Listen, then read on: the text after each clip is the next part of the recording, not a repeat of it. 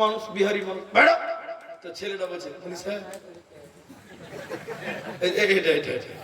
এটা মনে বুঝেন তো পেশাব করে পেশাব তোর বক্তা খুব রেগে গেছে। হ্যাঁ আমি এখন বয়ান শুরু করবো তোর পেশাব শুরু হয়ে যায় বেড়া জোরে ধমে বেড়া আরে কমসে কম 1 ঘন্টা খেলে बैठो না ওই যে যুবক ছেলে 1 ঘন্টা ব্রেক দে।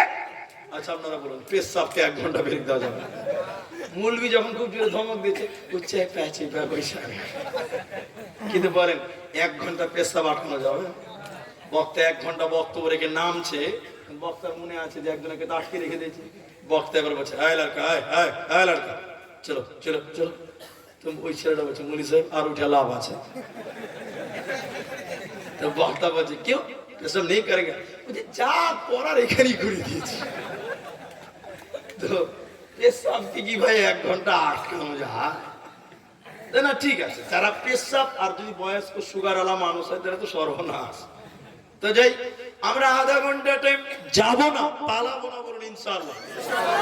কাদের সঙ্গে পর্দা নেই আল্লাহ বলেন 1 নাম্বার স্বামীর সঙ্গে স্ত্রীর কোন পর্দা নাই।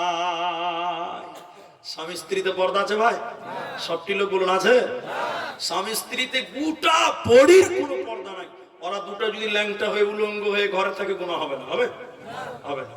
কিন্তু এরপরে যে পুরুষগুলোর কথা বলবে কোরআন ওই পুরুষগুলোর সঙ্গে পর্দা নাই, কিন্তু স্বামীর মতন গোটা বডি খোলা যাবে না। যেমন 2 নম্বর বলেন স্বামীর বাপ শ্বশুরের সঙ্গে বৌমার কোনো পর্দা নাই। শ্বশুরের সঙ্গে পর্দা নাই কিন্তু স্বামীর মতন লয়, কথা বুঝতে পারলেন?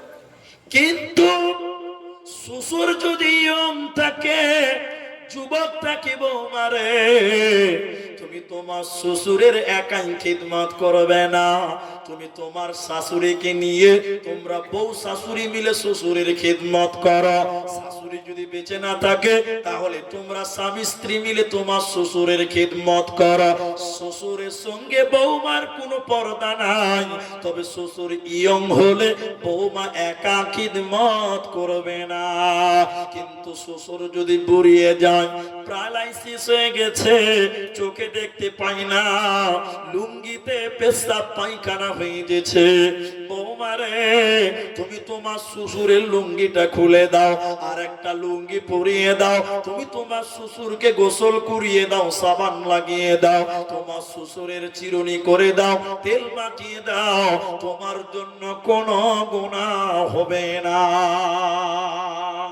তাহলে 1 নম্বর স্বামীর সঙ্গে পর্দা নাই, 2 নম্বর শ্বশুরের সঙ্গে স্বামীর বাপ শ্বশুরের সঙ্গে পর্দা নাই, 3 নম্বর নিজের বাপের সঙ্গে বাপ বেটিতে কোনো পর্দা নাই।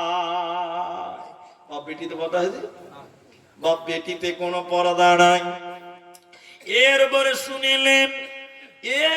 শুনিলেন নিজের সন্তানের সঙ্গে কোনো পর্দা নাই।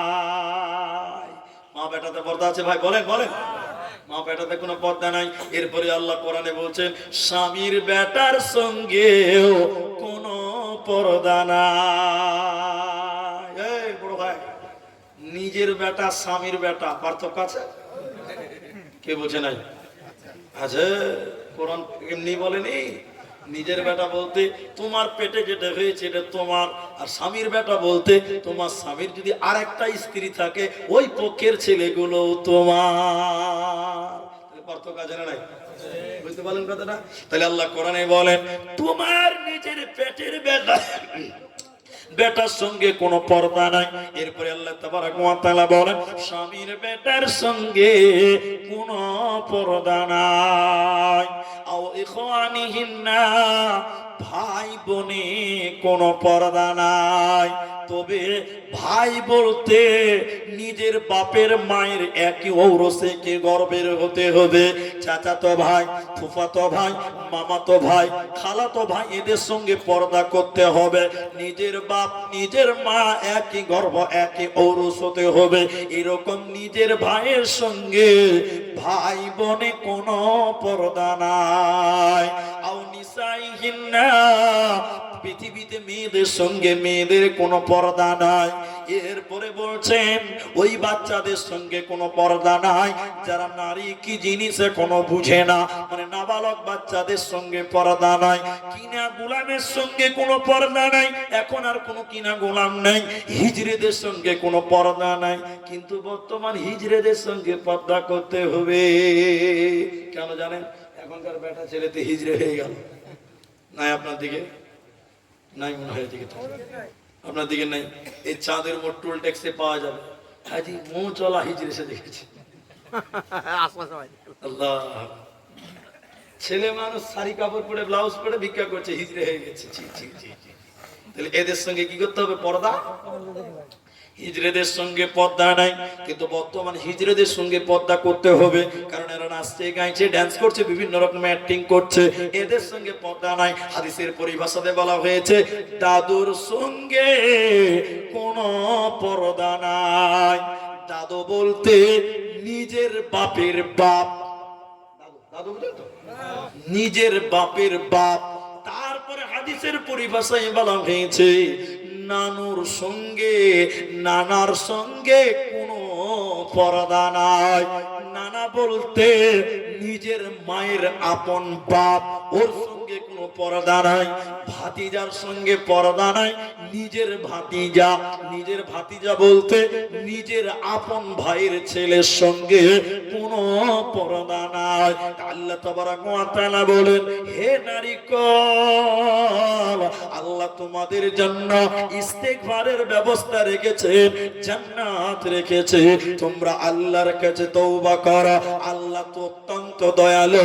আল্লাহ তোমাদের জীবনের গুনাহকে মাফ করে জান্নাতে দিবে, তোমাদের কোনো চিন্তা রবে না, রবে না, রবে না।